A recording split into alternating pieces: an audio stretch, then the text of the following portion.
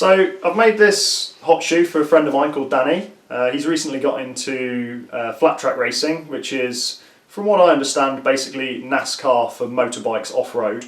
They will drive around in an oval or ride around in an oval, stick the left foot out and slide it on the floor so they don't fall over.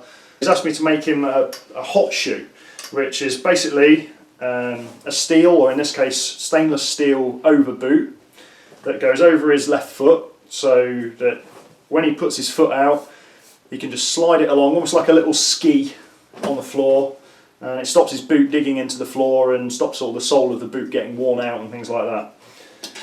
Ideally I'd do a couple of things slightly differently if I make another one. There's a couple of tools that I didn't have. It would have been nice to do the base in a raising dish or on an English wheel or something like that, but I don't have those, so I ended up raising the metal just on the bench here. I'd probably make the sides and the toe cover maybe a little bit thinner next time, just to make them a little bit easier to make, purely and simply for that, and make the shoe a little bit lighter as well.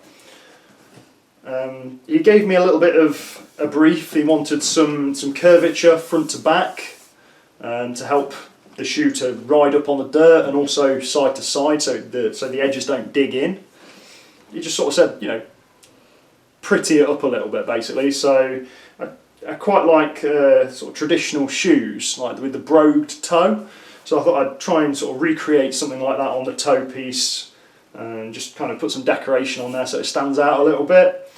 There's a little strap that goes through here and over here just to kind of hold the boot in.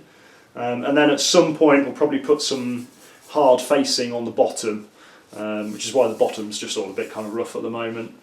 But I don't have an oxyacetylene torch here, so I'll have to pop over to somewhere else to do that.